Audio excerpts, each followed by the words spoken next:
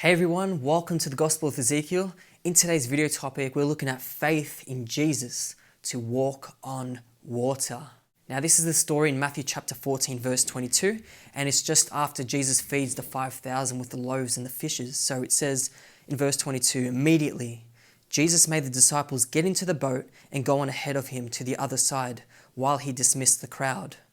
After he dismissed them, he went up on a mountainside by himself to pray. Later that night, he was there alone, and the boat was already a considerable distance from the land, buffeted by the waves because the wind was against it. And also in the Gospel of Mark, it talks about how the disciples were struggling with the oars because of the mighty waves and the wind. So they were struggling. But shortly before dawn, Jesus went out to them, walking on the lake. Not taking the boat like they did, walking on the lake. He's here to show them something. When the disciples saw him walking on the lake, they were terrified. "It's a ghost," they said, and cried out in fear. But Jesus immediately said to them, "Take courage, it is I. Don't be afraid." Now we can see here that Jesus is walking on the water. He's showing himself that he is from above, from God, and not of this world. What's below Jesus? It's the ground, it's the earth. But Jesus is above the earth. He's doing things that look impossible to man, but it's possible with God. He's the Son of God. He's from above and not below. This is what Jesus is trying to show his disciples and teach them. And Jesus also said to the Judeans, the Judean leaders, he said, you are of this world. I am not of this world. I'm from above. You are from below. So here Jesus is trying to show them that he is the Son of God, that he's from heaven and not from earth.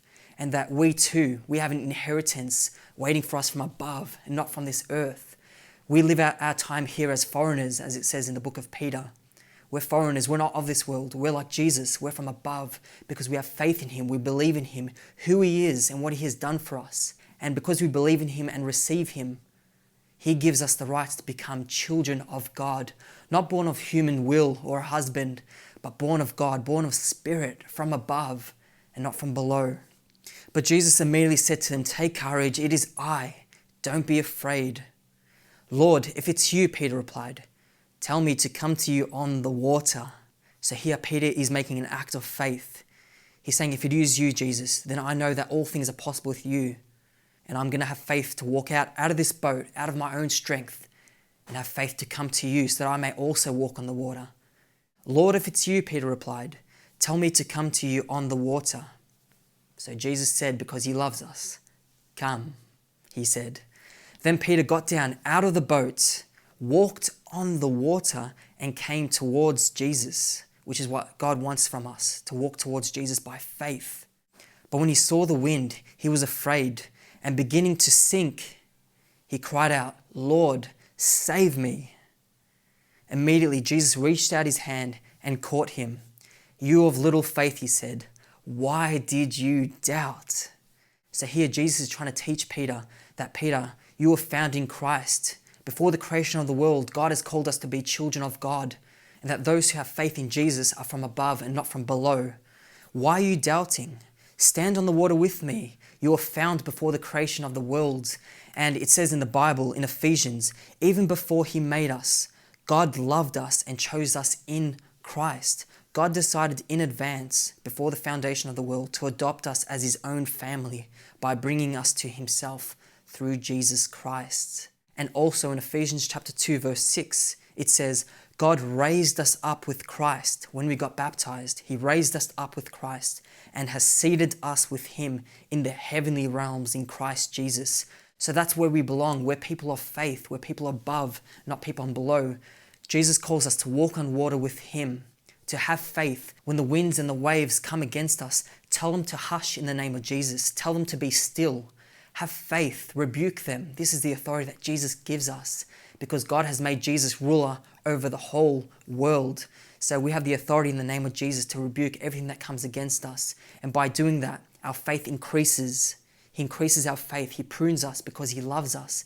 We begin to walk on water, and those things that want to drown us and push us away from God, push us away from Jesus, have nothing over us because Jesus is the name above all names. Now, when we keep on having faith in Jesus, we're walking on top of the waters like Jesus. We're walking on water, and all those things that held us back, all of our past, when we got baptized, they're below the water.